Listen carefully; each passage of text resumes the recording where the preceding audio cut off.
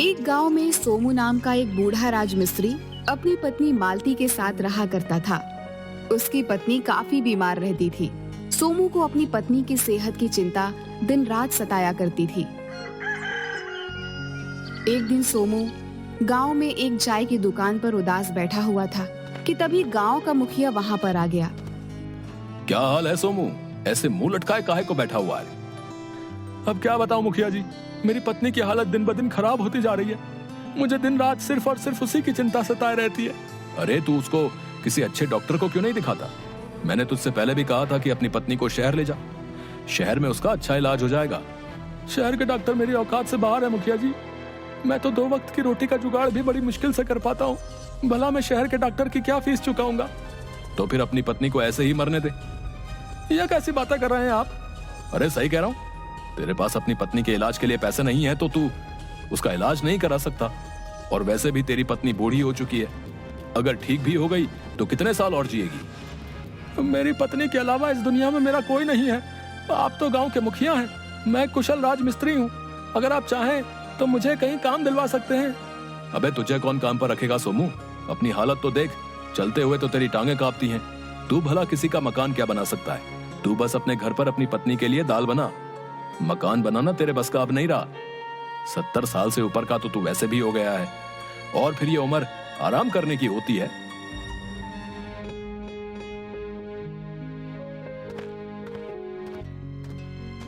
ये गलत बात है मुखिया जी। अगर सोमू चाचा बूढ़े हो गए हैं तो इसका मतलब ये नहीं कि वो काम नहीं कर सकते। सीधे सीधे आप ये क्यों नहीं कह देते कि आप उनसे काम करवाना ही नहीं चाहते? तुझसे कितनी बार कहा है बल्ली कि जब मैं किसी से बातचीत करा करूं तो बीच में अपनी टांग मत अड़ाया कर। मुखिया की बात सुनकर बल्ली चुप हो गया। वैसे सोमू, मेरे पास एक उपाय है। अगर तू उस उपाय को कर लेगा तो तू जिंदगी भर सुखी रहेगा। तेरे हाथ में 4 पैसे भी आएंगे और तेरी पत्नी का इलाज भी हो जाएगा। तो फिर जल्दी बताइए मुखिया जी, मैं अपनी पत्नी के इलाज के लिए कुछ भी करने को तैयार हूँ।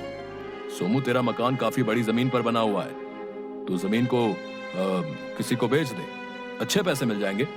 और तू किसी और को क्या बेचेगा? तू एक काम कर, तू उस जमीन को मुझे ही बेच दे। आपका मतलब मैं अपना घर बेच दूं? अब तेरी बात समझ में आई? हाँ। ये कैसी बात कर रहे हैं आप मुखिया जी? मैं अपना घर किसी कीमत पर नहीं बेच सकता। वो घर मेरे पुरखों का है, मेरे पुरखों की निशानी है। अबे ऐसे पूर्वजों की निशानी का क्या फायदा बे, जो वक्त पर काम ना आए? सोच ले और समय ले ले। मैं तेरा मकान अच्छे दाम में खरीदने को तैयार हूँ। ऐसे मौके बार बार नहीं आते, समझा? किसी कीमत पर नहीं। और एक बार और उस मकान को बेचने का मेरे मन में विचार भी आ जाता, लेकिन मेरी पत्नी इसके लिए कभी तैयार नहीं होगी। उसकी यादें इस मकान में ज्यादा जुड़ी हुई हैं। तो फिर उन यादों को बाजार में बेचा। उससे तुझे जितनी आमदनी होगी उससे अपनी पत्नी का इलाज करा लेना। इतना कहकर मुखिया सोमू का मजाक उड़ाता हुआ वहां से चला गया। सोमू की आंखों में बेबसी के आंसू छलकने लगे। दिल छोटा मत करो सोमू चाचा, हिम्मत रखो और भगवान पर भरोसा करो। उसी भरोसे पर तो आज तक जिंदा हूँ बल्ली, लेकिन अब मैं बूढ़ा हो चुका हूँ। मुझसे लोगों के ताने नहीं सुने जाते। मैं लोगों को कैसे यकीन दिलाऊं कि इस बुढ़ापे में भी मेरे शरीर में इतनी ताकत है कि मैं आज भी वो मकान बनाकर तैयार कर सकता हूँ जिसे बनाने में आज के नौजवानों के पसीने छूट जाएं। भाई, मैं आज भी एक से एक बेहतर डिजाइन बनाकर तैयार करके दे सकता हूँ। जुम्मन जमींदार अपनी कोठी बनवा रहा है, आप वहां पर बात करके क्यों नहीं देख लेते? मेरे ख्याल से आपको एक बार जाकर जुम्मन जमींदार से मिलना चाहिए। अगर उसे आप पर भरोसा हो गया तो वो आपको काम दे सकता है। और मैं तो आपके काम को जानता हूँ चाचा। आपके जैसा कुशल राजमिस्त्री आज भी कोई नहीं है। शायद तुम सही कहते हो बल्ली। मैं कल ही जुम्मन जमींदार के पास जाऊंगा। अब मैं चलता हूँ बल्ली, मालती की दवाई का वक्त हो गया है। इतना बोलकर सोमू अपने घर चला गया। उसकी पत्नी मालती को बहुत खांसी हो रही थी। सोमू तुरंत दवाई की शीशी लेकर मालती के पास पहुंच गया। ये लो मालती, दवाई पी लो। लगता है तुमने सुबह से दवाई नहीं पी। डॉक्टर ने बोला था ना कि इस दवाई को सुबह शाम पीना है। इतना बोलकर सोमू ने दवाई मालती को पिला दी। दवाई पीकर मालती को आराम मिल गया। क्या तुमने सुबह दवाई नहीं पी थी? शीशी में दवाई कम रह गई थी, इस वजह से सोचा कि मैं 2 वक्त की जगह 1 वक्त इस दवाई को पीऊंगी। और वैसे भी दवाई तो रोज रोज की ही है ना। तुम तो जानती हो मालती, जब तुम इस दवाई को नहीं पीती हो तो तुम्हें खांसी होने लगती है। अपना ख्याल रखो, तुम्हारे अलावा अब मेरा कौन है? आप जब लोगों से मेरी दवाई के लिए कर्जा मांग कर आते हो तो मुझे बिल्कुल भी अच्छा नहीं लगता। मैं जानती हूँ कि आपके ऊपर वैसे भी बहुत लोगों का कर्जा है। तुम्हें उसकी चिंता करने की जरूरत नहीं है मालती। मैं उन सारे कर्जों को एक ही झटके में चुका दूंगा। बस मुझे काम मिलने की देर है। आज सुबह भी 2-3 कर्जदार तुम्हें पूछते हुए आए थे। चिंता मत करो मालती, सब ठीक हो जाएगा। गांव का मुखिया भी तुम्हारी गैर हाजिरी में आया था, बोल रहा था इस मकान को बेच दो। मालती की बात सुनकर सोमू की आंखों में आंसू बहने लगे। सच बताओ मालती, तो कभी कभी अब मेरे दिल में भी यही ख्याल आता है। ऐसा भूल कर भी मत करना। अच्छी तरह से जानते हो कि इस मकान से मेरी कितनी यादें जुड़ी हुई हैं। तुम्हारी ही बात मेरे दिमाग में आ जाती है। चिंता मत कीजिए, आप अपने जमाने के बहुत कुशल राजमिस्त्री रहे हैं। बस आपको काम मिलने की देरी है। वैसे आज आपको कहीं काम मिला? नहीं मालती, आज भी कहीं मुझे कोई काम नहीं मिला। लेकिन बल्ली बता रहा था कि जुम्मन जमींदार अपनी कोठी बनवा रहा है। तो फिर आप जाकर जुम्मन जमींदार से बात क्यों नहीं कर लेते? कल सुबह मैं जुम्मन जमींदार के यहाँ जाऊंगा। अगली सुबह सोमू तैयार होकर जुम्मन जमींदार के घर के दरवाजे के पास पहुंचा। जुम्मन के यहाँ उस वक्त 2-3 शहरी लोग आए हुए थे। सोमू को देखकर जुम्मन मजाक उड़ाने वाले अंदाज में बोला, सोमू, आज सुबह सुबह यहाँ कैसे? सब ठीक तो है? कहीं तेरी पत्नी मर तो नहीं गई? ये कैसी बातें कर रहे हैं आप जमींदार साहब? मुझे लगा तेरी पत्नी मर गई है और तुझे अर्थी के इंतजाम के लिए कुछ पैसों की जरूरत है, इसलिए तू मेरे पास आया है। लेकिन लगता है कि तेरी पत्नी अभी भी जिंदा है और तू उसकी दवाई के लिए मुझसे पैसे लेने आया है। गांव के लगभग हर व्यक्ति से तूने उधार पैसे ले रखे हैं, वो सब कैसे चुकाएगा? एक बार मुझे अगर काम मिल जाए तो मैं सबके कर्जे चुका दूंगा। तो तूने कहीं काम देखा क्या? तुझे कोई काम देने के लिए तैयार हुआ? उसी के लिए तो मैं आपके पास आया हूँ। बल्ली ने मुझे कल बताया कि आप यहाँ पर अपनी एक आलीशान कोठी बनवा रहे हैं। आप काम पर मुझे रख लीजिए। मैं आपकी कोठी में वो डिजाइन बना कर दूंगा कि आप उसे बस देखते ही रह जाएंगे। मैं अपने जमाने का बहुत कुशल राजमिस्त्री रहा हूँ। सोमू की बात सुनकर जमींदार गुस्से से देखते हुए बोला, तेरा दिमाग तो ठीक है सोमू, हैं? मैं कोठी बनवा रहा हूँ, कोई ईंटों का भट्टा नहीं लगवा रहा जो मैं तुझे काम पर रख लूं। ये जो तुझे शहरी लोग दिख रहे हैं ना, ये सब इंजीनियर हैं। इनमें से एक मेरी कोठी का डिजाइन बनाएगा और दूसरा कुछ और। तू क्या चाहता है कि मैं अपने करोड़ों रुपए तेरे जैसे सड़क छाप बूढ़े के लिए खर्च कर दूं? तेरी हिम्मत भी कैसे हुई सोचने की कि मैं अपनी कोठी के लिए तुझ पर भरोसा करूंगा? आप मुझ पर एक बार भरोसा करके तो देखिए, मैं आपको निराश नहीं करूंगा। इससे पहले कि मैं तुझे धक्के देकर यहाँ से बाहर निकाल दूं, तू यहाँ से खुद निकल जा, वरना लोग कहेंगे कि जमींदार ने एक बूढ़े पर भी तरस नहीं खाया। सोमू निराश होकर नीचे निगाह करके वहां से चला गया। सोमू की बीवी की बीमारी बढ़ती जा रही थी। आसपास के गांव में कहीं भी मकान बनते, सोमू बेचारा वहां पर पहुंच जाता, मगर हर कोई सोमू को गालियां देकर भगा देता था। सोमू परेशान अवस्था में एक चाय की दुकान पर बैठा हुआ था कि तभी उसने देखा कि 2 लोग आपस में झगड़ रहे थे। सोमू ने चाय वाले से पूछा, ये दोनों लड़ क्यों रहे हैं? दिखने में तो अच्छे परिवार के मालूम पड़ते हैं। ये सामने सफेद शर्ट पहना व्यक्ति बैठा है ना, इसका नाम राकेश है। और जो दूसरा काले कोट वाला व्यक्ति है ना, इसका नाम गौरव है। राकेश इंजीनियर है और गौरव शहर में बहुत बड़ा कॉन्ट्रैक्टर है। गौरव को कुछ दिनों पहले एक बिल्डिंग बनाने का कॉन्ट्रैक्ट मिला था। शुरुआत में राकेश ने हामी भर दी थी, मगर बाद में वो आनाकानी करने लगा। ऐसा क्यों? क्योंकि राकेश का कहना है कि गौरव जिस तरह की बिल्डिंग बनवाना चाहता है वो नामुमकिन है, वो कोई तैयार नहीं कर सकता। ऐसी तकनीक भारत में विकसित ही नहीं है। भारत में तो क्या, बल्कि विदेशों में भी ऐसी तकनीक विकसित नहीं है। लेकिन तुम तो बोल रहे थे कि राकेश बहुत बड़ा इंजीनियर है। इंजीनियर है सोमू, कोई जादूगर नहीं। सोमू के दिमाग में पता नहीं उस वक्त क्या सूझा। वह धीरे धीरे कदमों से चलता हुआ गौरव के पास जाकर बोला, अब मुझे सारी बात उस चाय वाले ने बता दी। जो आप बिल्डिंग तैयार करवाना चाहते हो, मैं वो तैयार कर सकता हूँ। सोमू की बात सुनकर राकेश, जो गुस्से में था, वो जोर से हंसते हुए बोला, अबे पागल हो गया क्या? हैं? यहाँ बिल्डिंग की बात चल रही है। हाँ, तो बिल्डिंग और घर में क्या फर्क है? घर 2 या 3 मंजिल का होता है और बिल्डिंग में 5 या 6 मंजिल की होती है। अबे बुढ़े, कहाँ तक पढ़ाई की है तूने?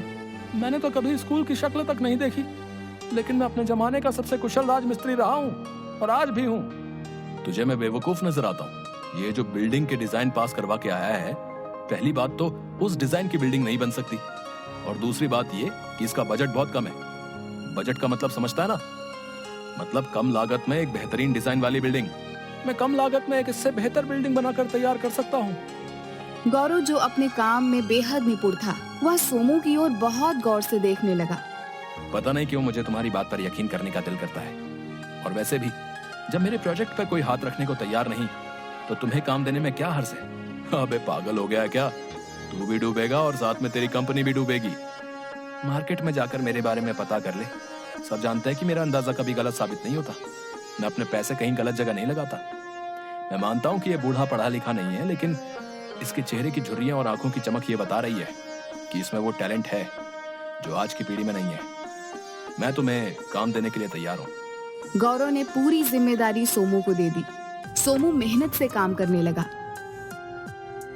उसने कुछ ही महीनों में अपनी कुशल कारीगरी के बल पर बांस और बल्ली से एक बेहतरीन डिजाइन की बिल्डिंग तैयार करके खड़ी कर दी। सोमू की कारीगरी देखकर सभी लोगों की आंखें हैरान से फटी की फटी रह गईं।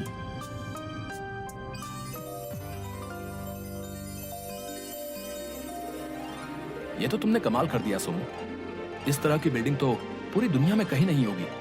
तुम्हें तो इसके लिए इनाम मिलना चाहिए। अब मुझे माफ कर दो बाबा, मैंने आपका मजाक उड़ाया, लेकिन वाकई आपने तो ये काम करके दिखा दिया कि हम जैसे पढ़े लिखे नौजवान आपके सामने तो कहीं भी नहीं टिक सकते। आपकी जरूरत यहाँ नहीं बल्कि अमेरिका में है। अगर आप कहें तो मैं आपको अमेरिका ले जा सकता हूँ। नहीं बेटा, अब इस उम्र में मैं कहाँ विदेश जाता फिरूंगा। मुझे तो बस मेरा मेहनत आना चाहिए ताकि मैं अपनी पत्नी का इलाज करा सकूं। हमारा जो आपका तय हुआ था, मैं उससे 3 गुना आपको अधिक दूंगा। नहीं बेटा, मुझे सिर्फ उतने ही पैसे चाहिए जितने मेरे बनते हैं। मुझे ज्यादा नहीं चाहिए। सोमू की ईमानदारी देखकर गौरव बहुत ज्यादा प्रभावित हुआ। उसने सोमू ने कुछ ही दिनों में अपने सारे कर्जे चुका दिए और उसने अपनी पत्नी का इलाज अच्छे डॉक्टर से करवाया और उसकी पत्नी की बीमारी सही हो गई। सोमू के पास देखते ही देखते अब इतना ज्यादा काम आने लगा कि सोमू को कई बार लोगों को मना करना पड़ता। एक दिन अचानक गौरव सोमू के घर पर आ गया। गौरव बाबू, आप यहाँ? क्यों, क्या मैं आपके घर नहीं आ सकता? नहीं नहीं, ऐसी कोई बात नहीं।